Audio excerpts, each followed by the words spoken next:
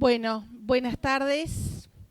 Vamos a continuar con estas capacitaciones de derecho laboral que iniciáramos.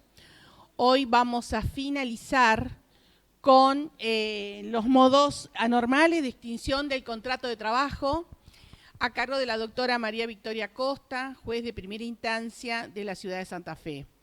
También me acompaña el doctor Javier Olivera, que es secretario de Educación y Tecnología de la Facultad de Derecho de la Universidad Nacional del Litoral. Y juntos vamos a anunciarles el nuevo curso de capacitación que es sobre Derecho de Familia.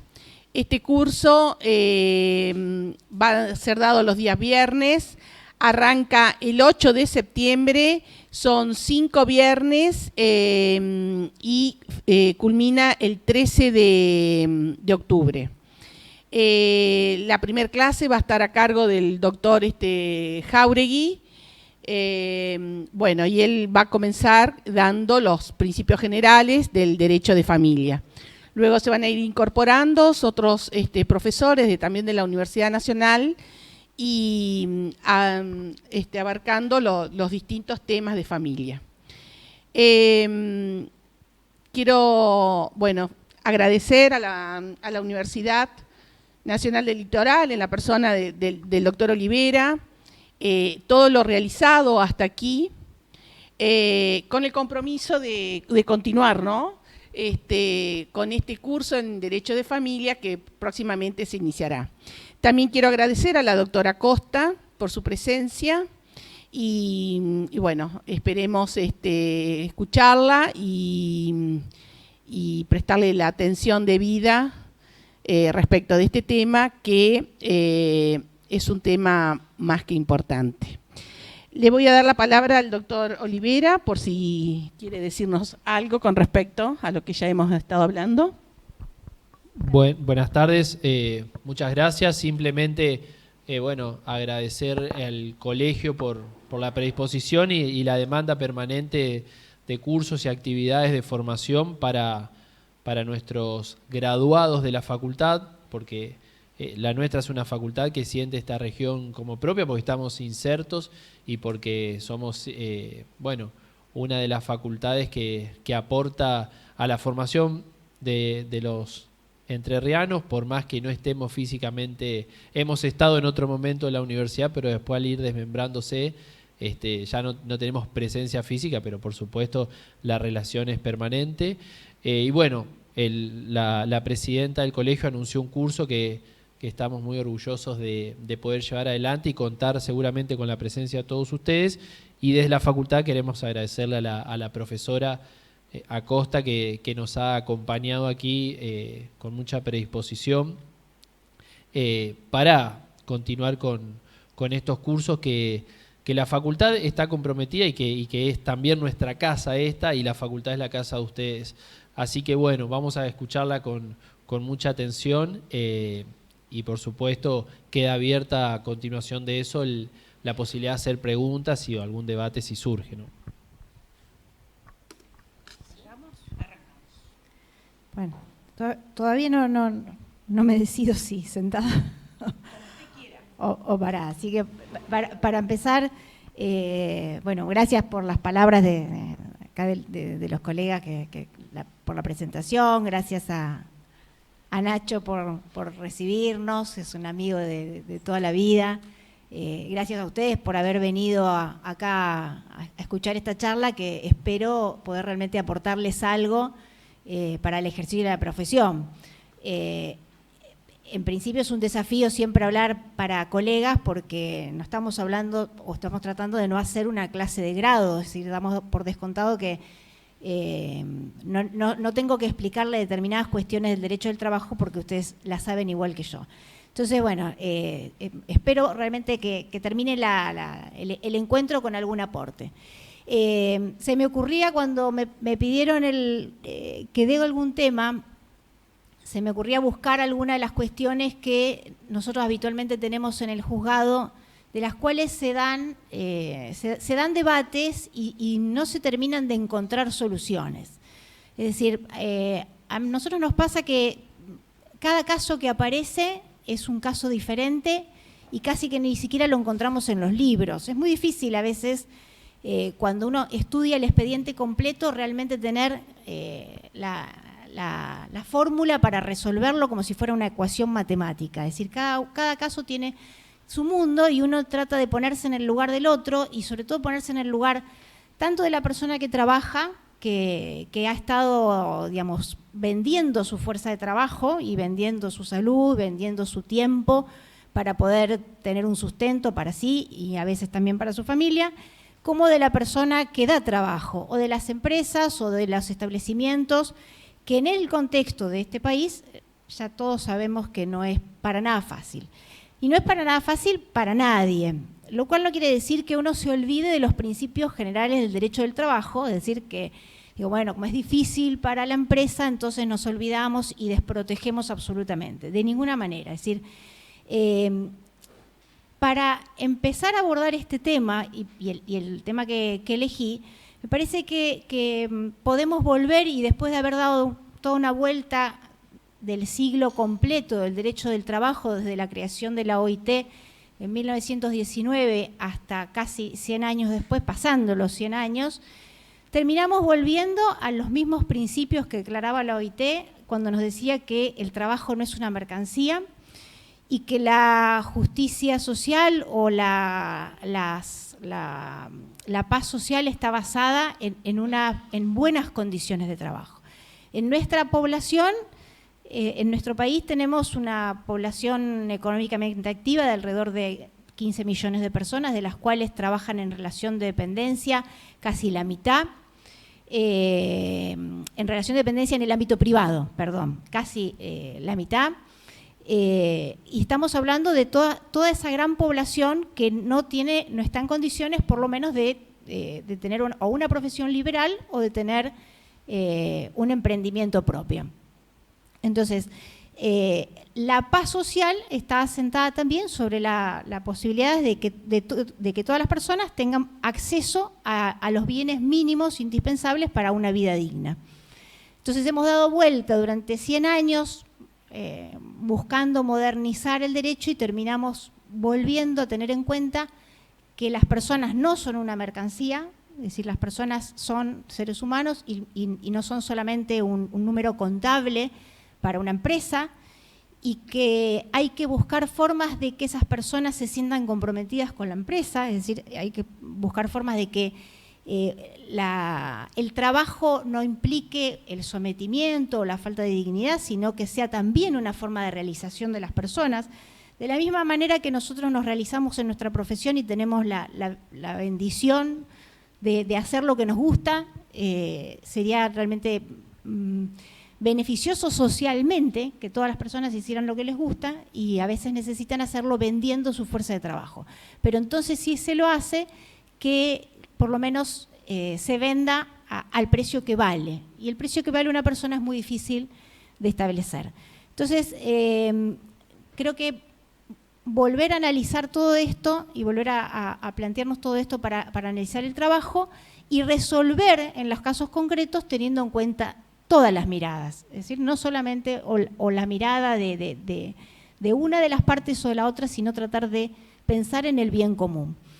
Y entonces, analizando la situación así, pensaba qué cuestiones nosotros tenemos que dirimir diariamente y no sabemos cómo hacer y no sabemos a dónde recurrir y qué cosas nos pueden servir en el ejercicio. Por eso pensé en formas anormales de terminación del contrato y me circunscribí a 2 artículos, y ustedes así creo que lo publicitaron, así que saben a qué es lo que voy a abordar, porque en verdad podríamos hablar de todas las causales de extinción, podríamos dedicar una clase entera solo al 245, pero bueno, evidentemente no profundizaríamos en el grado que nosotros nos interesa que lo hagamos. Entonces, elegí estas 2 causas que, si bien no tienen nada que ver, sí suelen tener algún grado de distinta interpretación, tanto en la doctrina como en la jurisprudencia, y a lo mejor puede servir para ustedes en el ejercicio.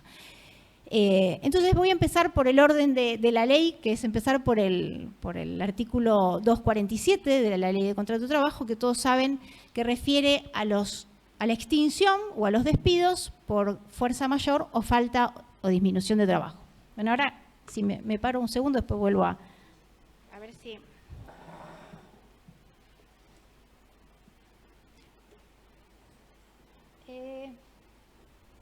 Disculpen que realmente mi talento para el PowerPoint es como igual que para la medicina, por ejemplo. O sea, capaz que corro menos riesgo, ¿no?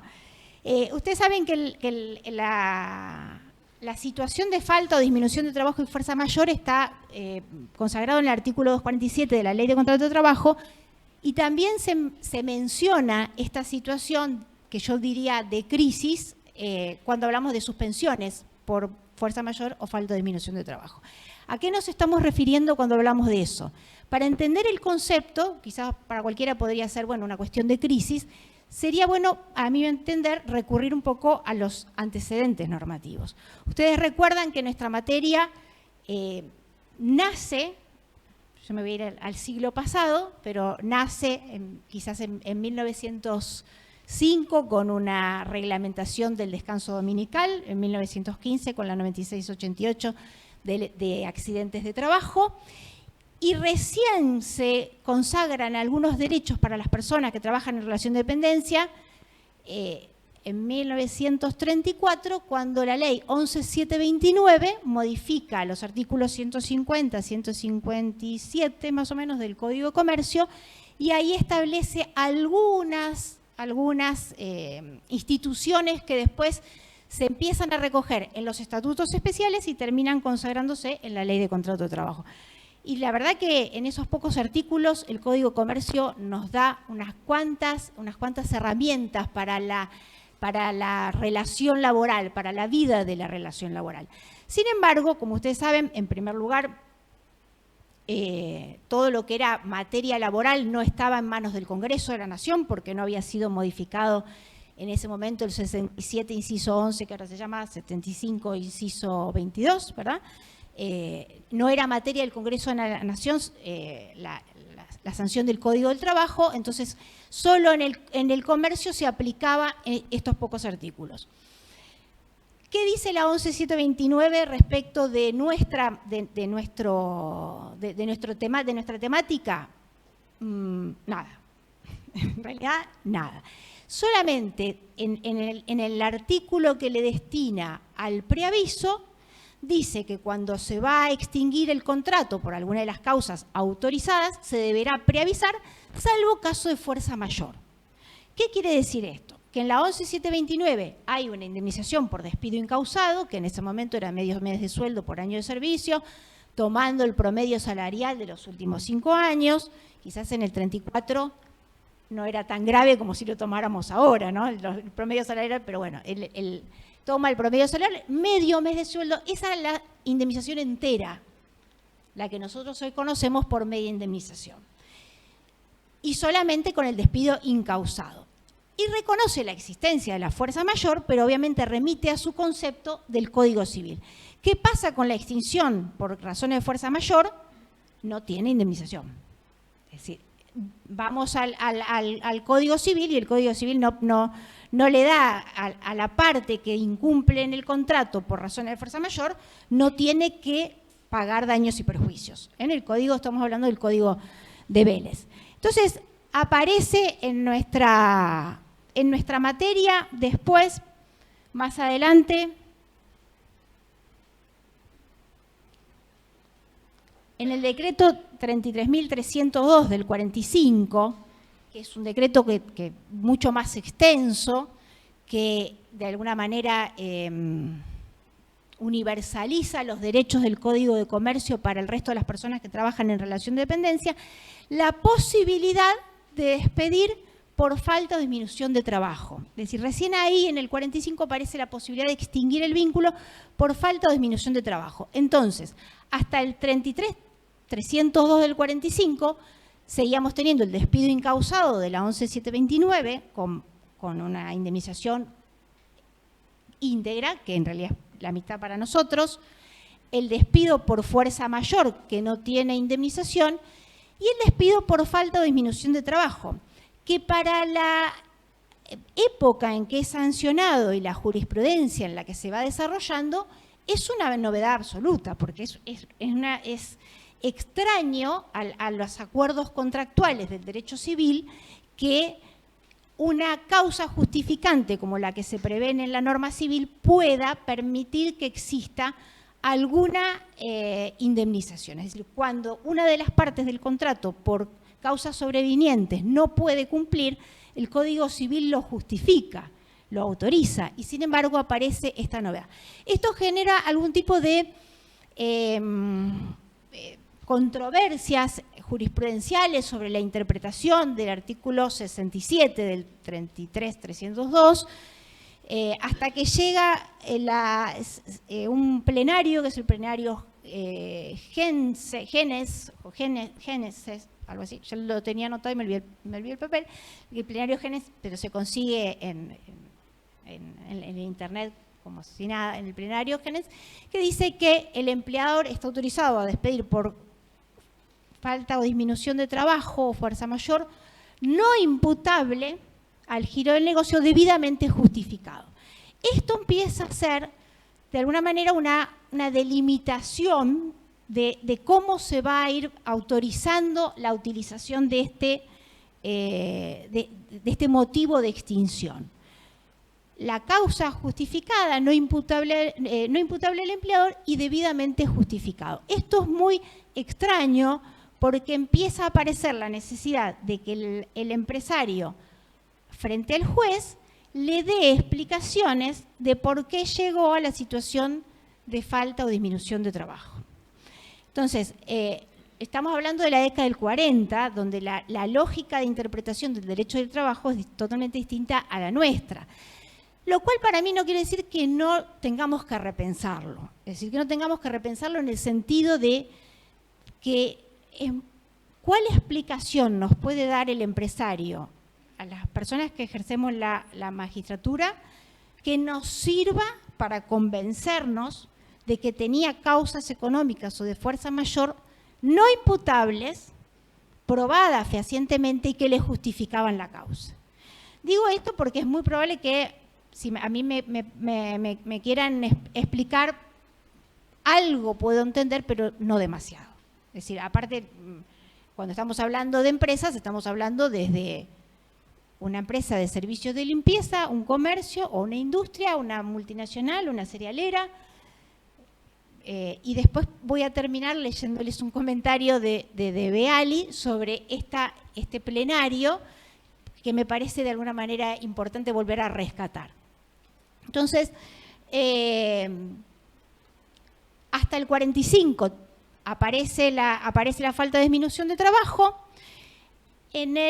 Si no me equivoco, en el 66 se sanciona una ley que tiene muy poca vigencia, se la declara primero inconstitucional y después se la deroga,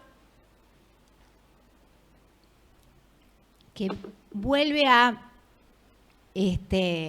consagrar la posibilidad de extinguir por fuerza mayor o falta de disminución de trabajo, pero al ser derogada tan rápido, prácticamente no hay citas jurisprudenciales que hagan referencia a esta ley. Sí la van a encontrar en doctrina porque tiene una redacción prácticamente parecida, casi similar a la del 247 actual.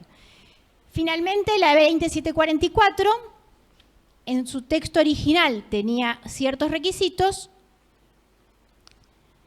la 21297 la modifica y le saca el requisito que planteaba el texto original, que era debidamente justificado. Es decir, la ley del texto original dice que se podrá despedir por fuerza mayor o falta de disminución de trabajo debidamente justificado. Este segundo párrafo del 247, la 21297, lo deroga, pero la jurisprudencia vuelve de alguna manera a imponerlo. Es decir, este debidamente justificado se vuelve a construir jurisprudencialmente, tal es así que la norma actual no lo dice y sin embargo prácticamente todos entendemos que tiene que haber una justificación, que no sea imputable y que sea acreditado, probado en la justicia. Entonces, ¿por qué están estas dos causales juntas? Yo creo que en realidad están juntas porque tienen como una especie de raíz común, que es la doctrina civilista de la teoría de la imprevisión o de la excesiva onerosidad sobreviniente y las mismas consecuencias. Pero en verdad son dos causales distintas. Es decir, la fuerza mayor y la falta o disminución de trabajo son circunstancias que quizás, algunos autores dicen la falta de disminución de trabajo es una fuerza mayor. O la fuerza mayor genera falta de disminución de trabajo. Pero en verdad, a mi modo de ver, si nos remitimos al Código Civil, la fuerza mayor tiene una propia legislación y una propia explicación, y la falta de disminución de trabajo otra. Es decir, a una la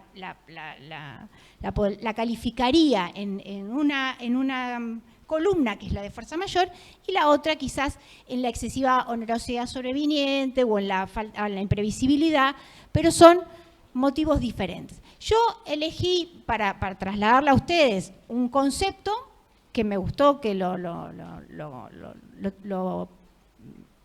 rescata Ackerman en un libro precioso que les decía, le dije al caballero de Rubinsal que le iba a hacer propaganda. Hay un libro de 2 tomos de Ackerman que se llama El despido, y Ackerman en el capítulo de falta o disminución de trabajo rescata este concepto, que en realidad es de la Cámara Nacional de Apelaciones, como un concepto común a ambas situaciones. ¿No? Si ustedes quieren les puede gustar, pero que en verdad tiene que ver con circunstancias sobrevinientes, es decir, cuestiones externas al contrato de trabajo o al establecimiento que no estaban al momento de contratarse y afectan a su objeto. No imputables al empleador y que no puede ocupar al dependiente. Esto lo dice la Cámara Nacional de Apelaciones y Ackerman lo traslada. Fuerza mayor entonces sería, como dice el Código Civil, un hecho que no se ha podido prever o que previsto no se ha podido evitar.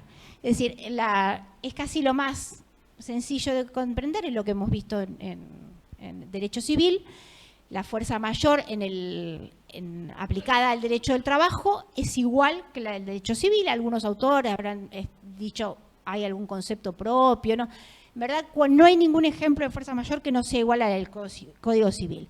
Hechos de las personas, es decir, los famosos hechos del príncipe, las famosas medidas económicas, las famosas circunstancias de que se cierra un mercado, se abre un mercado, se abre la importación, se cierra la exportación. Es decir, estas son medidas de las personas o medidas o hechos de la naturaleza. Nosotros hace 2 años tuvimos un caso típico de fuerza mayor, típico. Y esto, terminado el tema, lo podemos conversar, porque es el claro caso de fuerza mayor, a mi modo, quizás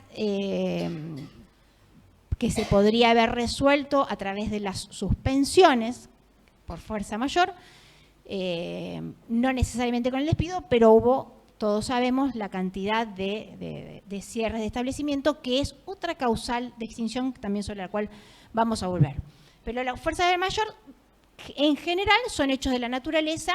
En Santa Fe, cada 2 por 3 tenemos algún problema climático que lamentablemente se nos ha inundado un par de veces la ciudad, y particularmente ejerciendo la profesión he atendido a alguna empresa que se tapó entera.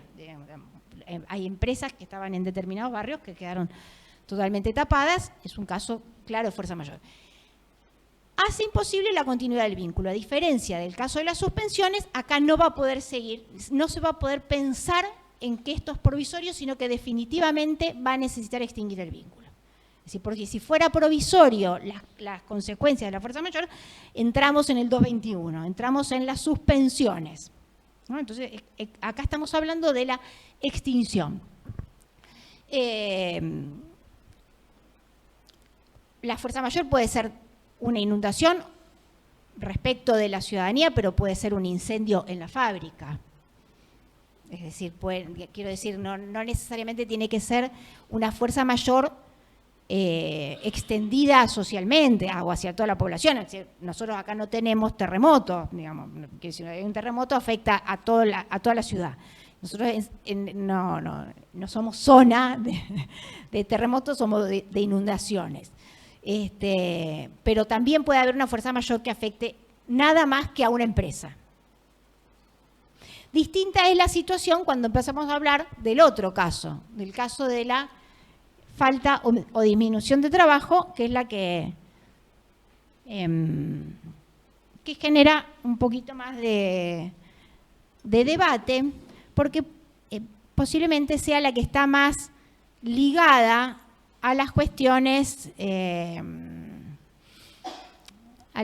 económicas, de las cuales vivimos estando en alerta, vivimos estando en ascuas, digamos, como en un estrés constante de ver qué pasa con la economía nuestra y qué pasa con los establecimientos y qué pasa con cada una de los puestos de trabajo, ¿no? Es decir, cada vez que empiezan a haber movimientos económicos, lo primero que pensamos es qué van a pasar con los puestos de trabajo. Es decir, el temor más grande de la población es a la desocupación. Este es el fantasma mayor. Entonces,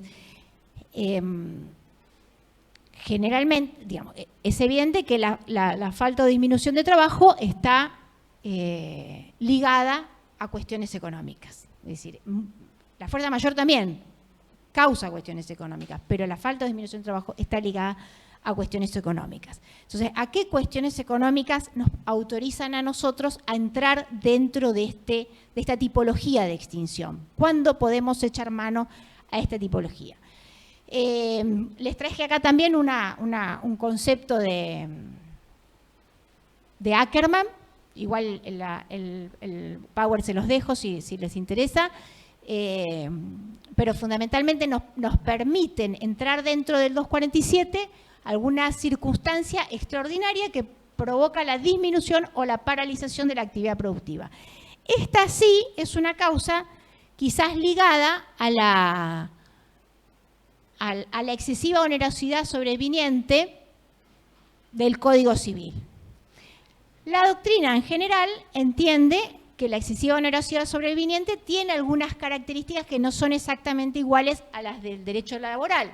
Es decir, si bien todas hay una alteración en las circunstancias existentes, a lo mejor no se alteran las circunstancias existentes y en el derecho civil puede existir una excesiva onerosidad igual. Nosotros ahora vamos a ver las diferencias con el nuestro. Deben subsistir obligaciones pendientes, tiene que ser ajena a la parte afectada y genera una excesiva onerosidad que afecta el cumplimiento de las obligaciones de cualquiera de las partes. Acá, por supuesto, afecta el cumplimiento de las obligaciones solamente de una de las partes, la de la empleadora. Es decir, no es el caso nuestro, aunque sí tenemos raigambre en esta norma. A ver si...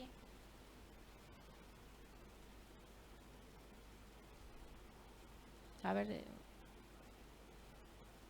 Vuelvo a pedir disculpas por la inutilidad en el manejo del Power. A ver si está... Me falta una. Acá, en el derecho laboral, la excesiva onerosidad sobreviniente... ¡Ay, se fue! O la falta o disminución de trabajo. A ver qué pasa acá. Vamos a dejarlo hasta ahí. Tiene uno más, pero no... Si lo muevo, capaz que se va. Según la construcción doctrinaria y jurisprudencial, otra vez se fue el civil. Bueno, entonces se las leo desde acá. No tiene que ser imputable al empleador, es decir, la falta o disminución de trabajo, que un poco, esto es lo que yo pregunto, ¿no? Es decir, ¿cómo sabemos qué es lo que es imputable o no al empleador? Después, ustedes cuando ustedes quieran me interrumpen, pero si no, cuando cortamos, a lo mejor me lo pueden esclarecer porque están más en la batalla, pero de alguna manera a mí me cuesta saber si yo puedo decir, hay un mal manejo de la economía, de la empresa. ¿Yo puedo decirlo eso? ¿Puedo decir si es responsabilidad que el empleador no tomó las medidas necesarias para evitar esta situación? ¿Debería haber invertido en tal cosa y no en otra? ¿No me demostró que se fue a buscar otros mercados al sudeste asiático porque sabía que el de Estados Unidos se le cerraba? Es decir, no tiene que ser imputable al empleador, lo que pasa es que lo dice la norma. Lo que a mí me cuesta mucho es evaluar es cuándo puedo decir que eso no es imputable. Es decir, en ese sentido, lo cual no quiere decir que después prácticamente no vamos a encontrar un solo fallo. Hay 2 o 3 citados por Ackerman en este libro que les cuento, pero no hay un solo fallo en toda la jurisprudencia nacional que haga lugar al 247. Ninguno. De todas formas, yo insisto que si la ley está, no podemos hacer de cuenta que no está. O sea, si la ley está, existe, de manera que me parece a mí vale la pena reanalizarla, pero aparte tiene otras cuestiones, ¿no? En el caso de los despidos tiene que ser una situación perdurable, porque si es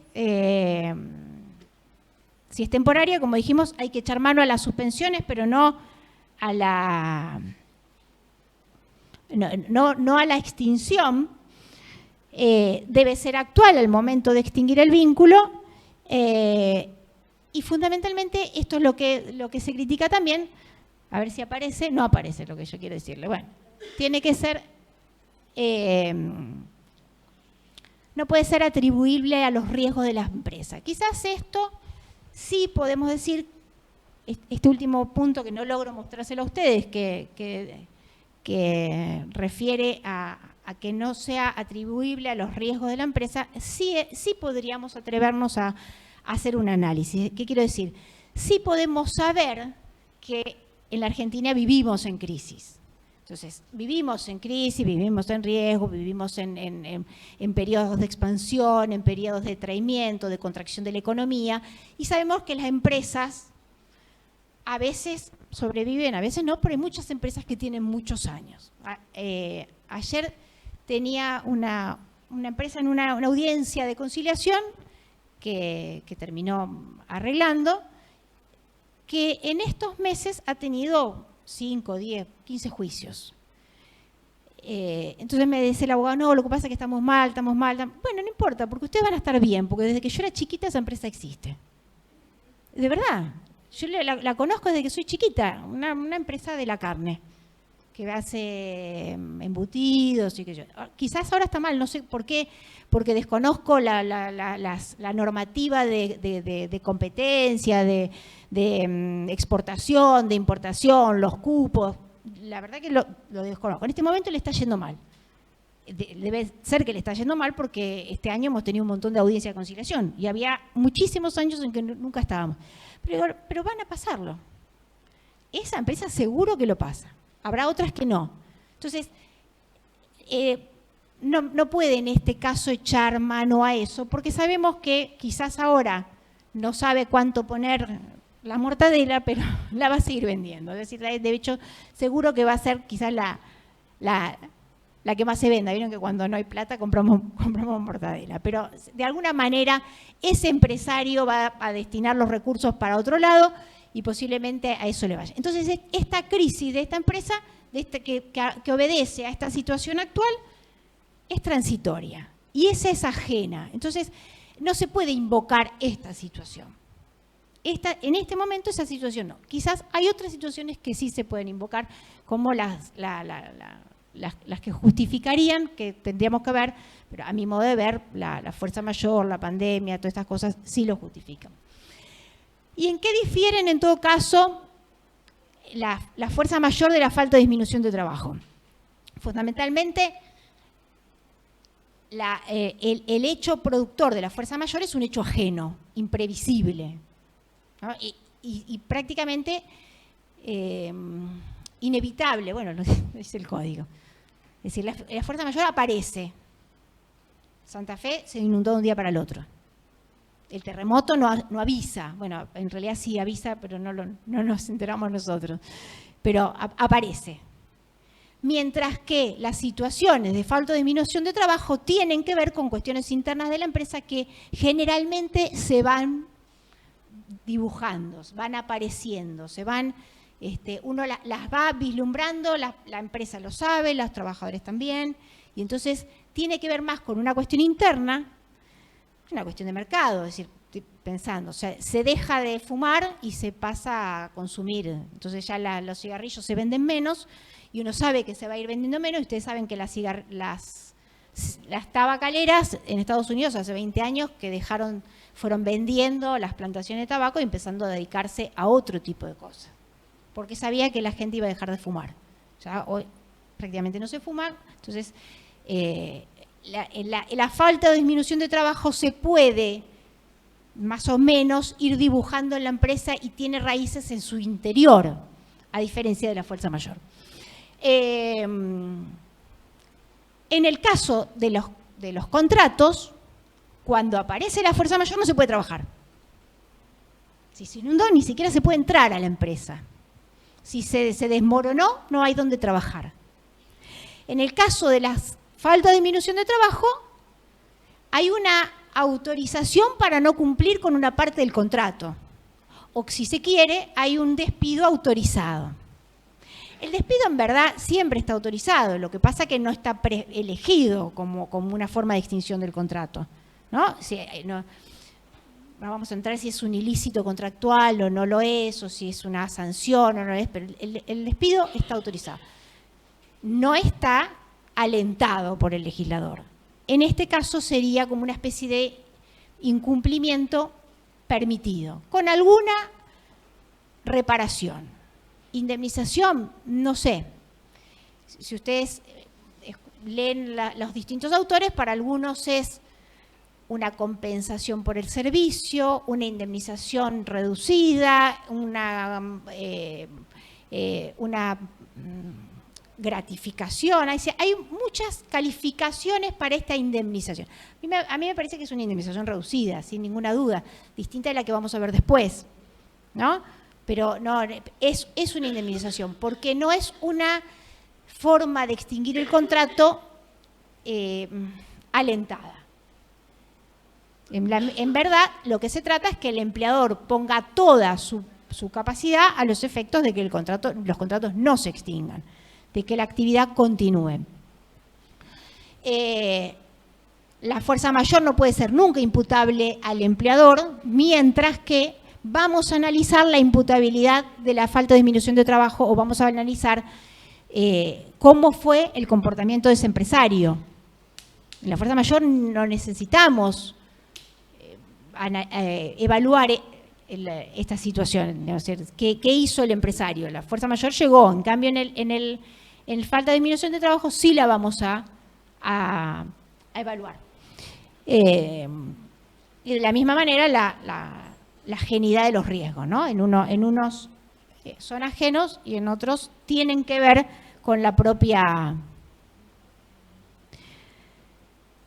En ambos casos tiene que tornar inviable la persecución de la relación laboral, y acá me detengo además en dos normas que aparecieron con posterioridad, la 2403 y la 24467 de la pequeña y mediana empresa, que tienen algún tipo de vinculación. Es decir, no son falta o disminución de trabajo, pero tienen alguna vinculación. ¿Por qué? Porque la 24013, que ya la vamos a ver en el procedimiento preventivo de crisis, regula cómo actuar ante la situación de despidos masivos. Pero nos incorpora las causas tecnológicas. ¿Qué son las causas tecnológicas? ¿Qué causas autorizarían?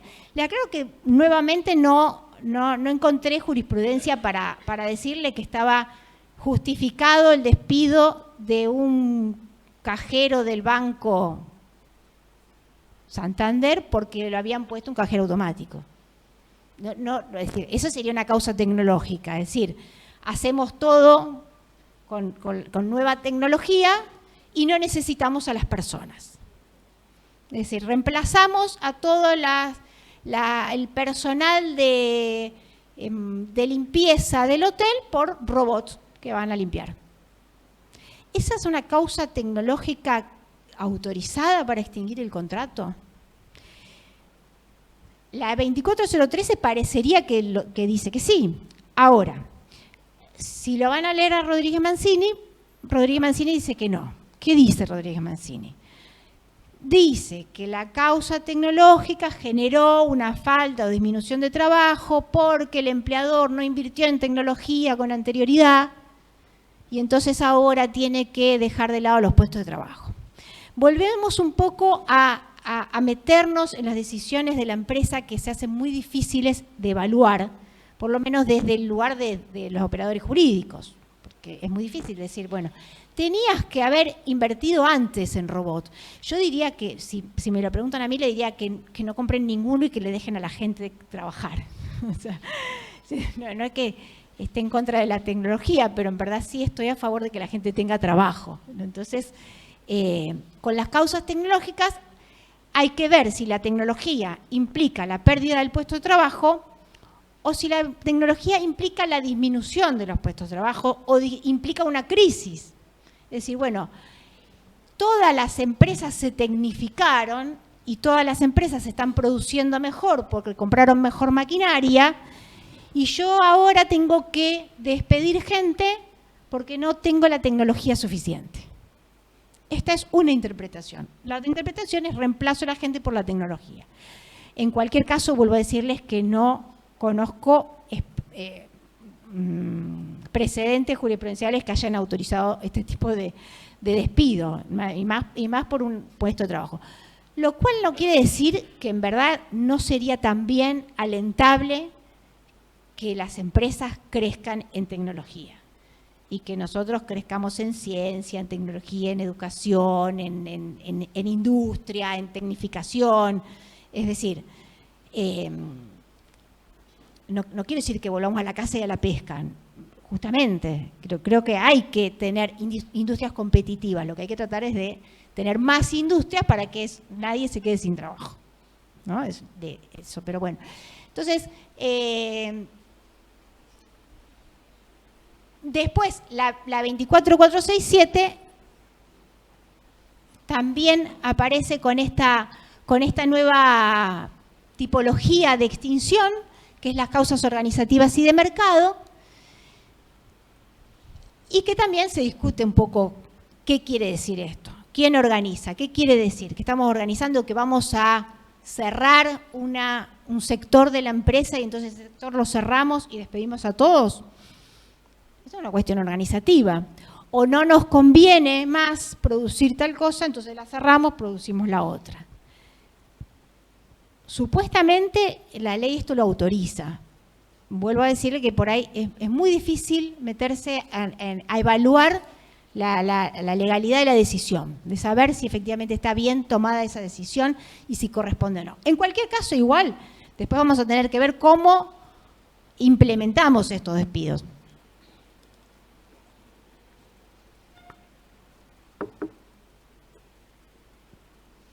En cualquiera de los dos casos, el despido, no sé si lo pongo después, es causado, es decir, acá no estamos dentro de la extinción sin causa del 245, sino que estamos en una tarifa que establece la ley dentro de las posibilidades de despido causado. ¿Qué quiere decir esto? En primer lugar, que tiene que manifestarse directamente por voluntad del empleador, es decir, no hay un despido por fuerza mayor, aunque sea fuerza mayor, si no se manifiesta la voluntad. Aunque sea fuerza mayor, hay que notificarla. Hay que invocar la causa de manera tal que también después haya que probarla. Es decir, yo invoco que me entraron a robar y me llevaron todo. Y no quedó nada en el establecimiento. Y el empleado dice, no es cierto. Él denunció que le habían robado, pero le llevaron 2 máquinas. La empresa, la carnicería sigue funcionando. Entonces, hay que manifestar la causa por escrito con los requisitos del 243. Para invocarla hay que aplicar el 243. Es decir, hay que poner por escrito y con expresión de causa. Bien, y entonces cuando vamos a echar mano a este tipo de despidos, el 247 nos establece una serie de requisitos. Lo primero es que los despidos se van a seleccionar por la especialidad del establecimiento. Es decir, puede que la fuerza mayor o la falta de disminución de trabajo afecte a un sector sí y a otro sector no. Eso puede suceder, y lo digo porque muchas veces las personas reclaman y dicen, me despidieron a mí, pero no tocaron a nadie de tal sector. La ley especialmente lo autoriza, es decir, si hay sectores de la empresa que están funcionando bien o que son más necesarios o que no han tenido una reconvención tecnológica, puede ser que por la especialidad se eche mano a un sector y no a otro. Es decir, cuando hablamos de despidos por esta causa, evaluamos la empresa completa. Dentro de la empresa, si se puede distinguir sectores diferentes, se puede tomar decisiones afectando solo a uno y no a otro. Es decir, lo primero que vamos a tomar es la especialidad. Y después, dentro de la especialidad, las otras dos condiciones que exige la norma para despedir.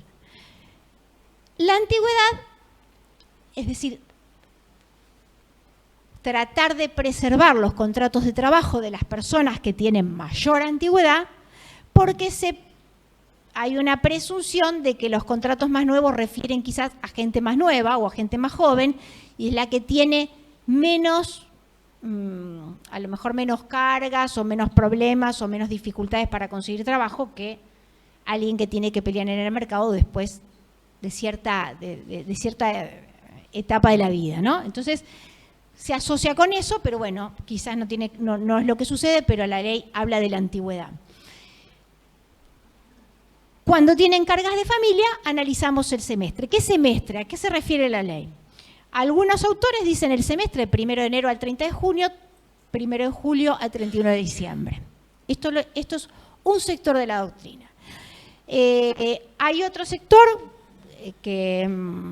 representado por Herrera que dice desde la fecha en que se va a producir el despido, los 6 meses para atrás. Y nos fijamos en esos 6 meses quién es el que tiene menos cargas de familia. La interpretación mayoritaria que la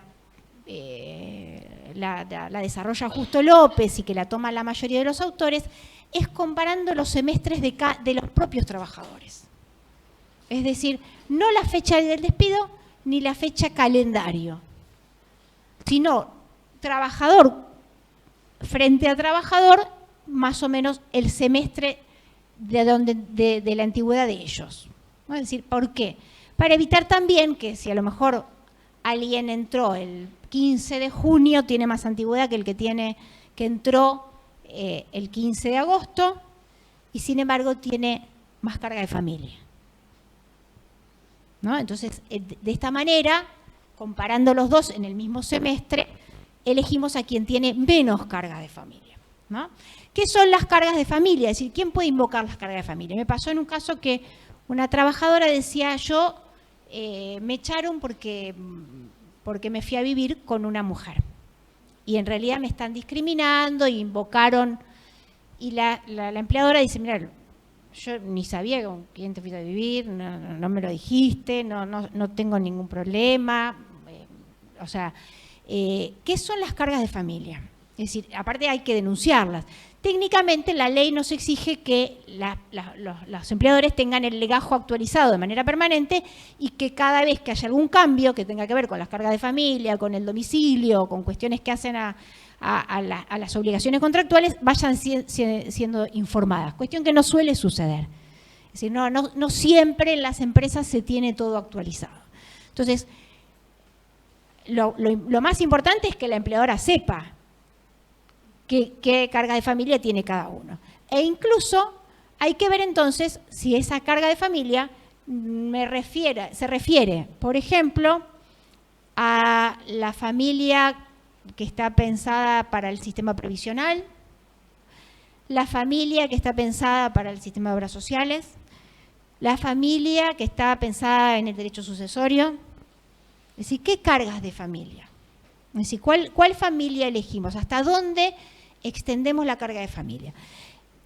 Vuelvo acá otra vez a Ackerman y en general, porque cuando Ackerman habla, casi todo el mundo sigue, Ackerman o Massa también en estas cosas, y se ha construido un concepto del núcleo familiar que convive con la persona y que de alguna manera también tiene la misma expectativa que esa persona de recibir su salario a fin de mes.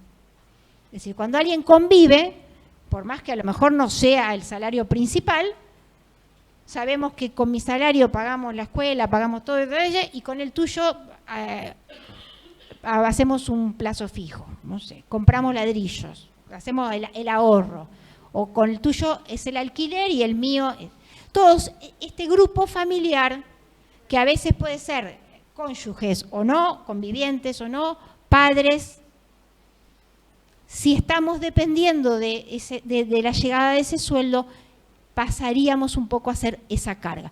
Dicen que un hermano o una hermana no es carga de familia, pero si convivimos en el núcleo y esperamos, quizás a lo mejor se pueda pensar en eso, ¿no? Y bueno, y más si, por ejemplo, tenemos una persona con alguna discapacidad en el seno familiar. Si convivimos con un hermano que tiene una discapacidad, es muy probable que está también en la obra social, no tiene derecho a pensión, el hermano, sin embargo, es una carga de familia para nosotros. Entonces, habiendo hecho esta selección de especialidad, de semestre, dentro del semestre, el que tiene menos antigüedad, dentro de esos, quien tiene menos carga de familia, se puede proceder a los despidos. Voy a tratar de apurar. Para el caso de echar mano a cualquiera de estas formas de extinción, existen algunos procedimientos. La ley original no la voy a poner porque la había subido acá a la compu, pero no la voy a poner para no sacar el power, que después no sé si lo voy a volver a poner. El texto original de la ley de contrato de trabajo tenía un artículo, creo que era el 276, que se llamaba procedimiento de crisis. Y decía, antes de despedir, suspender, reducir la jornada de trabajo, el empleador tendrá que hacer el procedimiento que prevea la ley, notificar, según como dice la ley, una ley que nunca se sancionó. Es decir, ese 276 necesitaba otra ley para funcionar, que no se sancionó y después fue derogado. De manera que en la ley de contrato de trabajo actual no tenemos un procedimiento en esa ley. Antes del 328 del 88 hubo otro decreto que prevía un proceso similar, 1200 y algo, del 85, se derogó enseguida. Se sancionó en el 88 este decreto que obliga a la empleadora, antes de producir despidos, suspensiones o reducciones de jornada, en los porcentajes y que no alcancen los porcentajes de la 24013, a notificar al Ministerio de Trabajo. Yo me adelanté un poco porque ya puse la 24013 con los porcentajes que existen. ¿Por qué? Porque cuando se sanciona la 24013 se dijo, bueno, ¿sigue vigente el 328?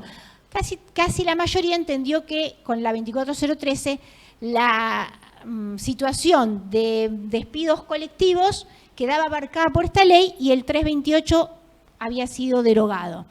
Sin embargo, el decreto, me parece que 1205 del 94, que regula la 24013, vuelve a decir que cuando no se alcancen los porcentajes de la 24013, se aplicará el 328. De manera que el decreto 1205 le da vida nuevamente al 328. ¿Qué quiere decir esto? Que si las empresas tienen menos de 50 trabajadores y van a afectar de alguna manera alguna cantidad determinada de personas con despidos o con suspensiones por falta de disminución de trabajo o fuerza mayor, tienen que hacer ese procedimiento. Esto para mí es importante porque, así como les digo que si vamos derecho al 247 y lo discutimos sin pasar por ninguna instancia antes en el Ministerio de Trabajo, es muy fácil decir que nadie probó nada. Pero si por lo menos me demuestra la empleadora que inició este procedimiento, que fue al Ministerio de Trabajo, que el Ministerio de Trabajo convocó a la entidad sindical, entonces ahí, bueno, está haciendo algo. Yo no sé qué tiene que hacer. Yo no sé ni soy quién para decirle qué tiene que hacer el empresario. Pero sí sé que por lo menos lo consultó con la entidad sindical, que fue ante la autoridad administrativa. A lo mejor el Ministerio de Trabajo tienen técnicos que sepan más que nosotros, e hizo algo para evitarlo.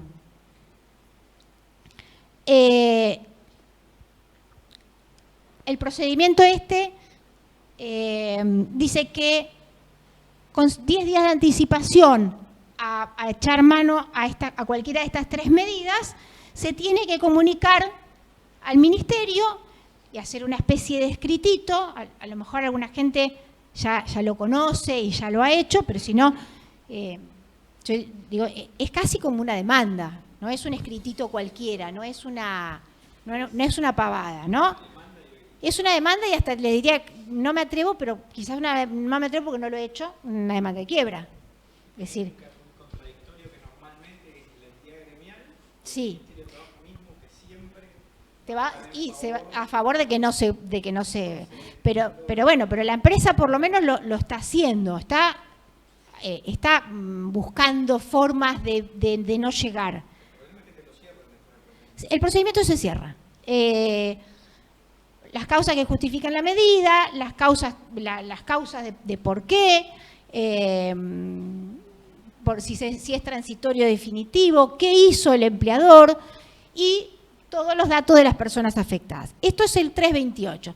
Se supone que el Ministerio de Trabajo en un plazo de 5 días tiene que citar al sindicato para buscar medidas, y si se termina el plazo que prevé el 328 sin que se haya logrado un acuerdo, quedan de alguna manera desobligadas las partes. ¿Y esto qué quiere decir? O que el empleador va a la ley de contrato de trabajo y toma la decisión que sea con el riesgo que esto implique, o incluso que la entidad sindical pueda también tomar medidas, que ese es otro capítulo, que es cómo tiene que hacer la entidad sindical para tomar medidas, que también tiene que notificar al ministerio antes, y no se puede ir a la abuela, aunque sea un papelito por abajo de la puerta que le diga mañana vamos a estar de paro, pero algo tiene que hacer.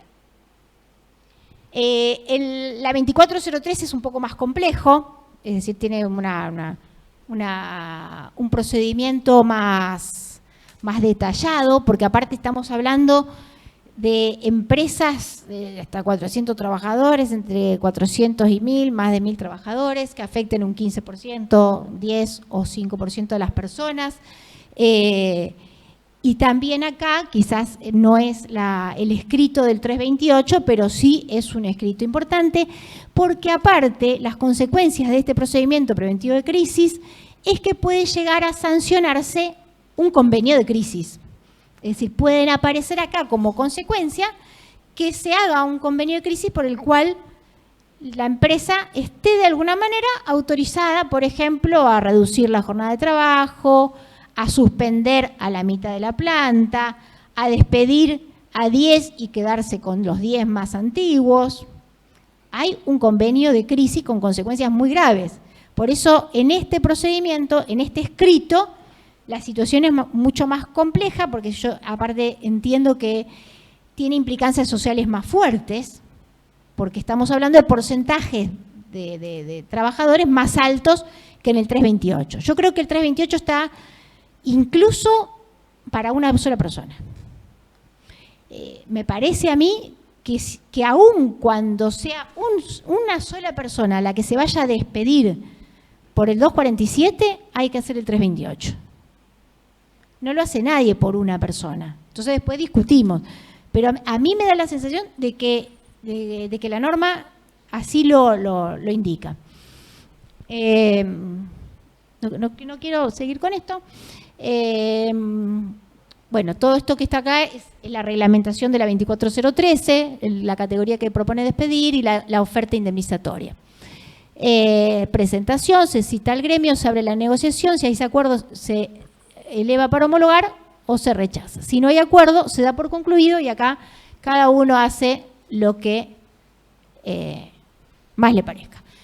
Dicho esto, les voy a leer entonces ahora lo que quería leerles desde hoy, que lo escribió De Beali, y con esto cierro falta de disminución de trabajo, y lo hace en comentario al plenario 25, que yo les decía hoy, donde se le exigía la justificación de cómo había tratado de evitar la situación de la empresa al empleador. Y De Beali dice, y nos critica a nosotros, dice, según parece, los jueces presumen de tener conocimientos en materia de negocios más que los propios empresarios, que arriesgan en ellos su patrimonio y su prestigio.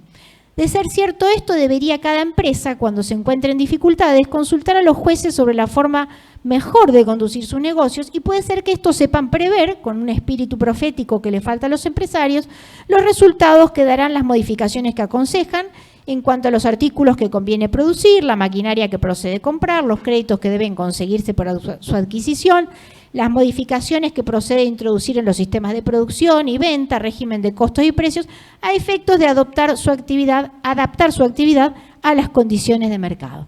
Esto lo digo un poco como para reírnos de nosotros mismos, que nos creemos que sabemos todo. Así como en las demandas de accidente de trabajo parece que muchas veces tenemos que estudiar medicina para ver si las pericias están bien hechas. Acá tendríamos que estudiar economía para poder decirle al empresario qué es lo que hay que hacer. Esto aparte, es una lástima, pero se puede compensar con el procedimiento de crisis, tiene que ver con que, a diferencia del Código Civil, la evaluación de la medida tomada por el empleador se hace con posterioridad a la medida.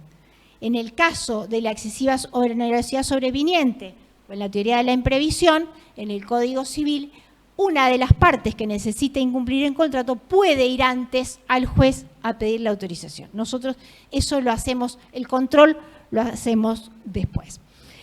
Dicho esto, me queda para que conversemos, si después le dan ganas, todas las situaciones que tienen que ver con la fuerza mayor o las situaciones de pandemia o la crisis que tenemos en este momento. Una sola cuestión más que me parece dejar aclarado, es mi opinión, pero después las escucho a ustedes también, con respecto a los cierres de establecimiento. Es decir, este régimen de falta o disminución de trabajo implica que la empresa sigue.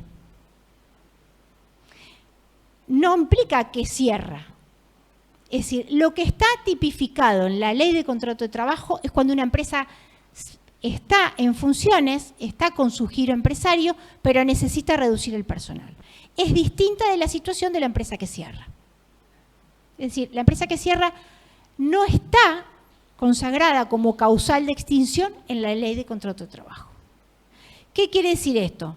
¿Que es una fuerza mayor? ¿Que no debe nada? No, justamente lo contrario, a mi modo de ver.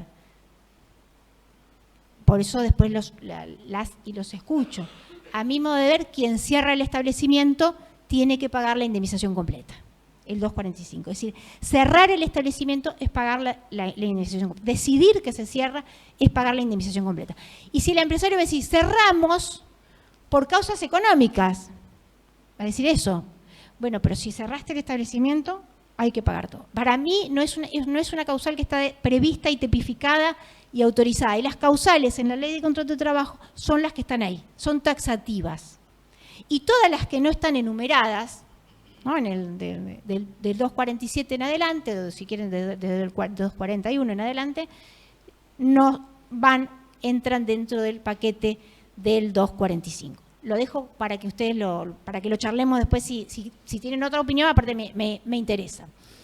Entonces, la otra causal que había elegido para desarrollar con ustedes, me preguntaron hoy si hacía un corte o si hacía todo seguido. Yo le dije que hacía todo seguido. ¿Ustedes quieren cortar?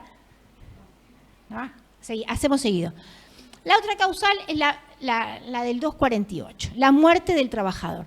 En verdad, sobre la muerte en el contrato de trabajo podríamos hablar de una gran cantidad de situaciones. Primero podríamos hablar de la muerte del trabajador y también de la muerte del empleador.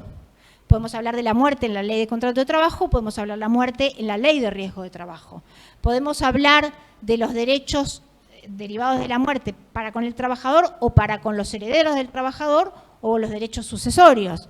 Es decir, la muerte tiene una serie de implicancias que son bastante extensas, que de hecho dan para desarrollar un módulo completo solo de este tema de muerte, pero yo por la cuestión temporal y por una cuestión aparte de practicidad, y vuelvo a pensar en las cosas que aparecen en tribunales, ¿no? Me circunscribo al 248, es decir, el fallecimiento de la persona que trabaja regulado en la ley de contrato de trabajo, no en la ley de riesgo, pese a lo cual, si el fallecimiento es por un accidente de trabajo o una enfermedad profesional, también se aplica el 248.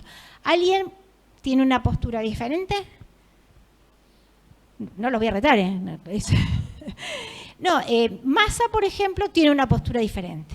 Para Massa, ¿es un régimen o el otro?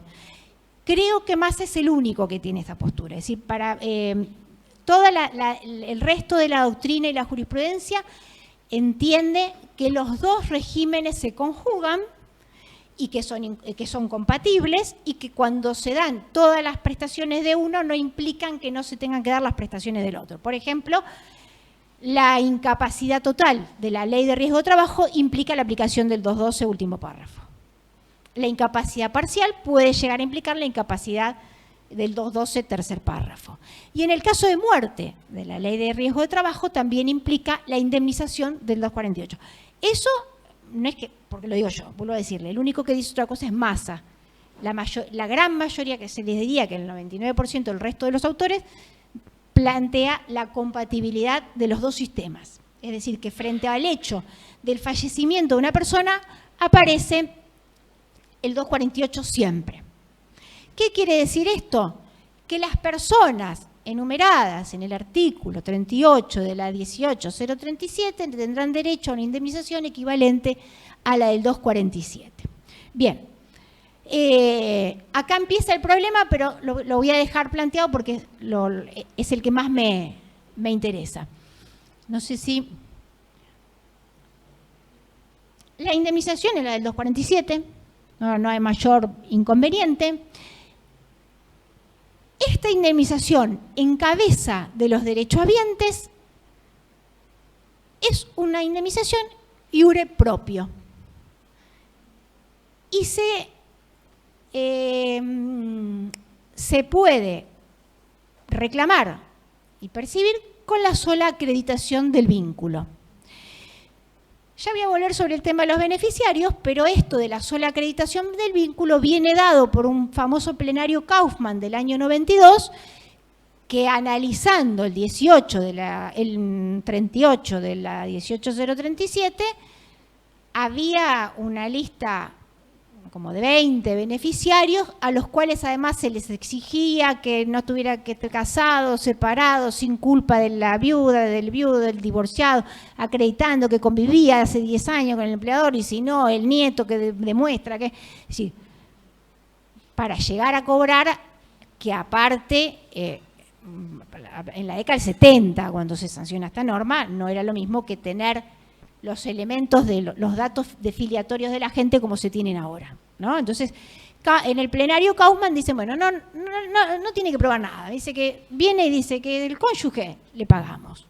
Viene y dice que es la conviviente, el conviviente, le pagamos. No necesita que todo... Con Kaufmann, eso. Pero Kaufmann es del año 92. Y en el año 94, la 18037 es abrogada por la 24241. Entonces, el 248, que van a percibir los beneficiarios por la ley de contrato de trabajo, es iure propio y se lo pagamos nosotros. Viene el cónyuge, viene la cónyuge, él o la conviviente, vienen los hijos o la madre en representación de los hijos, acreditan el vínculo, y le pagamos. O viene la empleadora, consigna porque no sabe a quién pagarle, vienen las partes y le pagamos. Hasta el 2.48, es decir, 2.47. Eso se lo pagamos.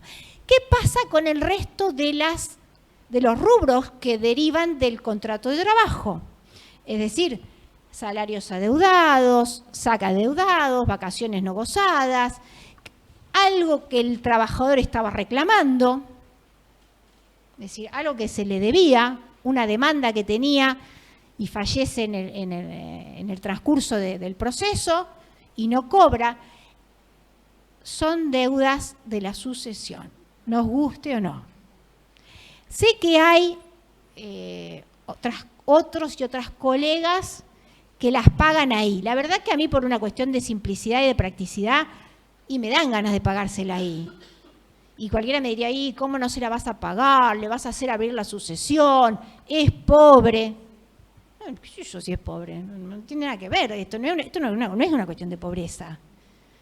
A lo mejor el conviviente, la conviviente, acá hay una deuda que se le debe a la persona que falleció, de rubros laborales, y son de la sucesión.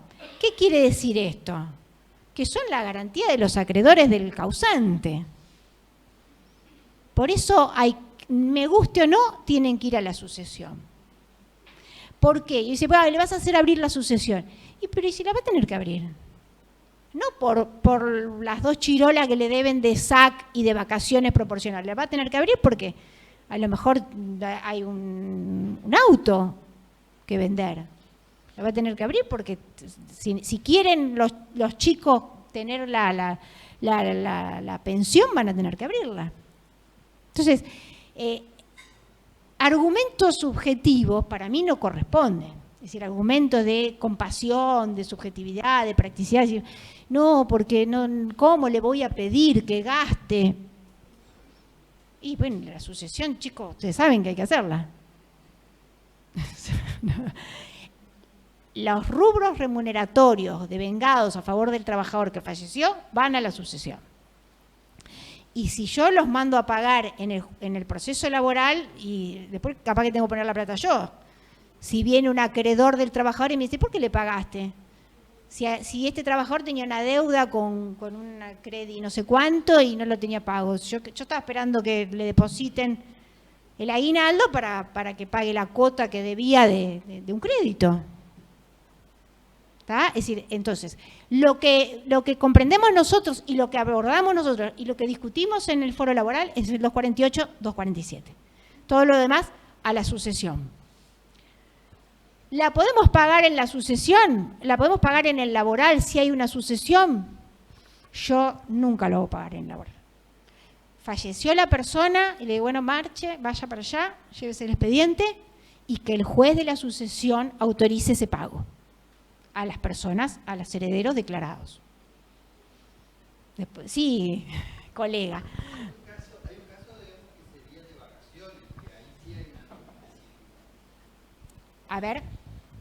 La 156 que dice. Ah, claro, sí, claro, a los derechohabientes. Sí, tenés razón. Sí, es verdad. Sí, es verdad. Gracias. Bien, entonces, quedamos con bueno, el muerte del empleador no la vamos a dar. Y vamos a ver entonces la discusión sobre el 38, la 24.241. Es evidente que la ley 18.037 tenía una nómina de beneficiarios mucho más amplia que la 24.241.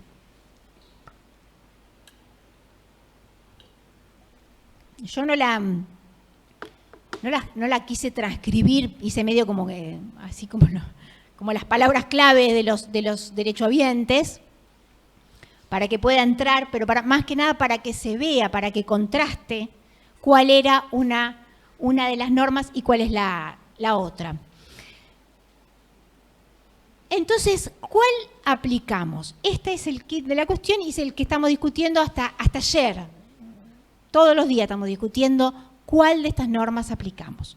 Entonces, yo les voy a decir que la aplicación o la incorporación pétrea del artículo 38 a la Ley de Contrato de Trabajo tiene sus defensores jurisprudenciales, tiene un fallo Verón de la Corte de Buenos Aires que dice que si el legislador se remitió a esa norma era porque estaba interesado en la prestación. Es un derecho alimentario, el principio de progresividad, hay que dar mayores derechos, hay mayor cantidad de gente, no puede ser que el empleador se le fallezca al trabajador y no le pague a nadie. Hay toda una serie de argumentos por los cuales se sostiene la aplicación del 38. Y la mayoría de la jurisprudencia tiene la aplicación del 38 porque tiene muchos beneficiarios. Sin embargo, acá, a mi modo de ver, tiene un inconveniente que es que son excluyentes. La viuda o viudo, bueno, en realidad concurren con los convivientes, son las únicas, pero después, y con los hijos, y después se van excluyendo. Es decir, no concurren todos esos beneficiarios. La 24.241 tiene un listado más corto, taxativo y concurrente. Es decir, acá dejamos afuera a todos esos hijos mayores de edad, hijas viudas, hijas divorciadas, hijas convivientes con 10 años, separadas, madres, no sé, nietos, nietas, los padres, los hermanos, solteros, huérfanos, todo eso quedan afuera. La 24.241 se circunscribe al núcleo de pareja y a los hijos hasta los 18 años. Y todos cobran. ¿Cómo cobran? De la misma manera que se cobra en el derecho sucesorio. Todos cobran, concurren todos. Es decir, ¿y qué es lo que dicen quienes defienden la incorporación de la 24.241? Entre las que me encuentro, reviso. ¿Qué decimos en todo caso? Igual mucho no la verdad que mucho no he tenido oportunidad de decirlo, solamente en una ocasión había un hijo mayor de edad y había hijos menores, se pusieron todos de acuerdo y entonces no dije nada. Yo digo que va la ley nueva, pero en ese caso que había hijo mayor y que tendría que haberle dicho, no, usted señor retírese porque no le corresponde, los hermanos le dijeron, no tenemos problema, nos repartimos todos por igual. Bueno, arréglenlo, homologamos el acuerdo y se terminó. Pero ¿por qué? Sí, ahí estoy con. ¿Por qué decimos esto? En primer lugar, porque la 18.037 está derogada. No existe esa ley. De manera que, a mi modo de ver, no se pueden aplicar leyes ultraactivamente. Si por lo menos la ley nos lo planteaba así. Es decir, la ultraactividad de la ley es posible si la propia ley lo prevé o si el legislador lo prevé. A mi modo de ver, no es el caso. Segundo caso, el legislador quiso derogarla. Ese artículo 150 y algo de la 24.241 derogó el 38. Lo derogó. Entonces esa ley no existe. ¿Cómo vamos a aplicar una ley? Vamos a reflotar una ley que el legislador no quiso que no siguiera.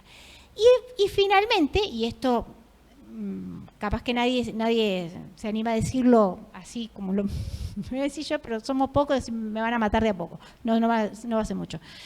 Yo creo que esta es una prestación de la seguridad social. Creo que es una prestación de la seguridad social en cabeza del empleador. Tampoco es una gran prestación, no es una pensión con la que alguien se va a salvar, es una mínima indemnización. ¿Y qué es la seguridad social?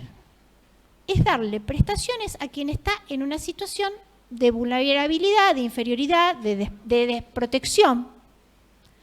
Y para eso se lo damos.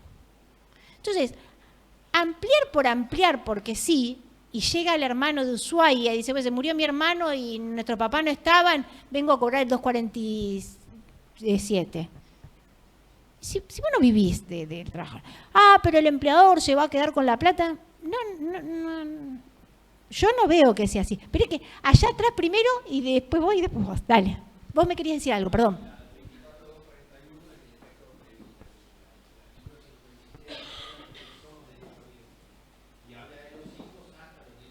Sí. Si es mayor de edad, no cobra.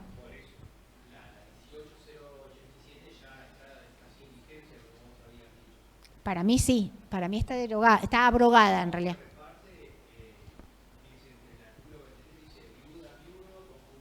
Por partes iguales todos. Sí, sí. Sí, discapacitados, sí. Pero esto es una... sí, sí, bueno, esto primero es solo para el 247. No, digamos, después las cajas de jubilaciones dirimirán qué corresponde a cada uno y podrán decir, bueno, por ejemplo, el cónyuge no va a cobrar el concubino, los hijos van a, aparte todos sabemos que en el derecho previsional los hijos cobran hasta los 18, después no cobran más.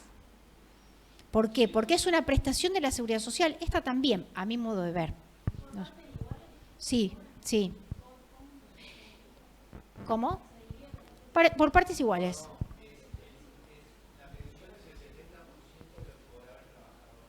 No, pero el 247 se divide en partes iguales. ¿Vos? Sí.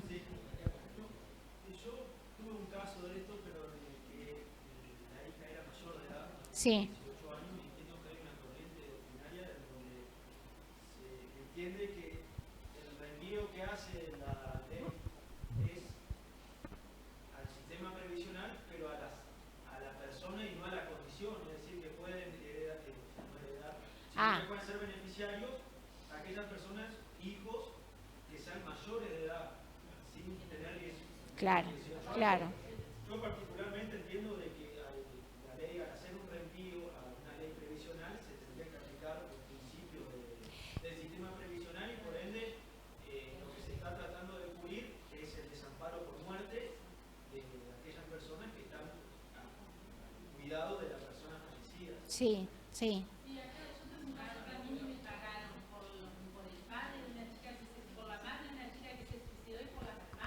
Sí. La mayoría de los fallos se los reconoce. Lo que digo es que me parece que en este momento la interpretación viene por la ley nueva. Incluso hay el Código Civil nuevo, ya no es tan nuevo, ya tiene 10 años, el Código Civil nuevo expresamente lo plantea la ley, ¿cómo es la ley que aprueba el Código 26?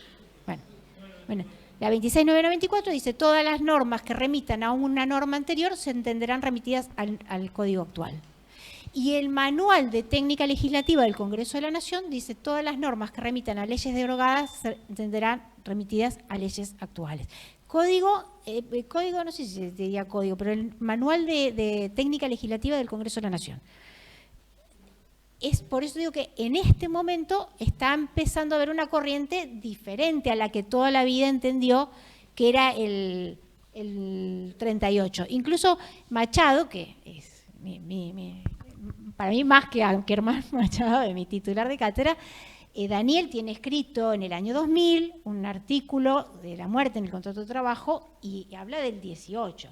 Y Daniel en este momento, hace poco estuvimos conversando del tema y está planteando que esta incorporación petralla, sobre todo, recuerden ustedes, Expósito, ¿recuerdan cuando hablaba del Expósito, ley de riesgo de trabajo, cuando la Corte dijo las leyes derogadas, están derogadas, y las leyes que se aplican es la ley actual, ¿no? Entonces, a partir de esta interpretación de la Corte es que se fue dejando esa tradicional elección por el 38. Pero les vuelvo a repetir, en mi caso ha venido un hijo mayor con los hermanos y yo lo homologué, yo no le dije, no, andate, vos no tenés que cobrar. No. Aparte... Ajá. Sí, todo, sí se plantea todo, pero incluso yo creo que ni siquiera es necesario plantear la inconstitucionalidad. Creo que...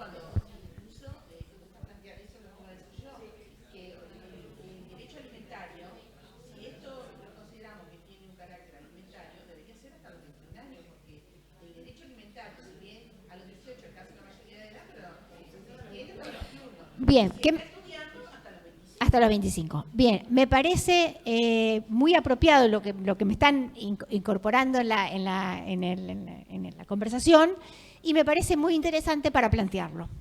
Es decir, lo que yo les estoy planteando es lo que me parece a mí que dice la ley, pero después podemos tratar de hacer interpretaciones que tienen que ver con esto, con las cargas de familia que decía hace un rato para la elección de los despidos, con los derechos alimentarios. Es decir, todo esto me parece a mí que se pueden plantear. Y aparte hay otra cosa. Estos son derechos iure propio.